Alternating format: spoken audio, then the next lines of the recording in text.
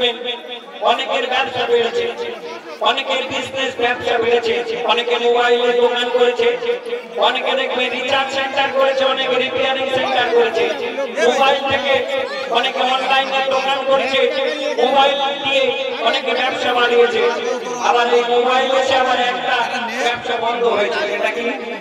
সেটা হলো আগের দিনে যারা ঘটকগিরি করত, ওই গ্রামের মেয়ের সঙ্গে এই গ্রামের ছেলে, এই যোগাযোগটা ঘটকদের কমে যাচ্ছে, ওদের ব্যবসা লাটে। কেন? এখন ছেলে আর মেয়ে মোবাইলের মাধ্যমে সব নিজেরাই দেখাশোনা, নিজেরাই ঘটক হয়েছে। তাই আমার লেখক লিখলেন,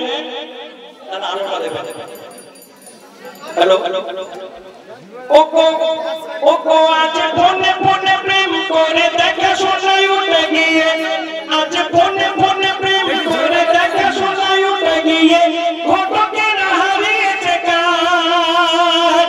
আর ফেসবুকে প্রেম করে বিয়ের কিছুদিন পরে একটা মেয়ে ফেসবুকে প্রেম করে বিয়ে করেছে, কি বিপদে পড়লো দেখুন।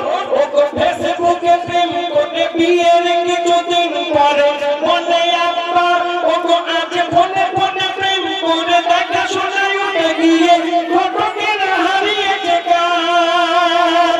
আর ফেসবুকে প্রেম করে বিয়ের কিছুদিন পরে মনে আব্বা বাঁচাও এ ছেলে তো চিটিংবাজ।